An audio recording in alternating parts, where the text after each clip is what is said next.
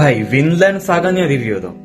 দেখো ভাই, Vinland Saga নিয়ে রিভিউ দেওয়ার মতো কিছু নাই। যদি আমি তোমাকে ইজি ওয়েতে বলতে চাই, season 1 violence violence violence, and season 2 silence silence, only silence, mental piece.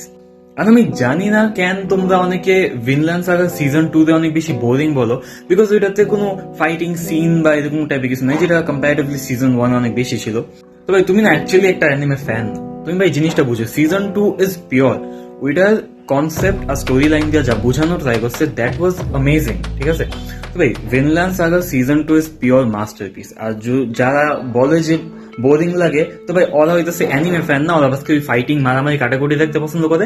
ওরা অ্যানিমে কনসেপ্টই বোঝে না। ঠিক আছে, যেটা অ্যানিমে বা অ্যানিমে দিয়ে ওরা একটা জিনিস অলওয়েজ ইমপ্লাই করার চেষ্টা করে, যেমন কি নারুটোর মধ্যে আমাদের অনেক কিছু শিখানো হয়েছে। ঠিক আছে, সো এমনই টাইপের ভাই Vinland Saga is pure masterpiece আমার জন্য। অ্যান্ড ইয়া, ওই অনেকে যে অ্যাটাক অন টাইটান আর ভিনল্যান্ড সাগা কম্পেয়ার করে, ভাই কইরো না। দুইটা ওজি, দুইটা হইতেছে মাস্টারপিস।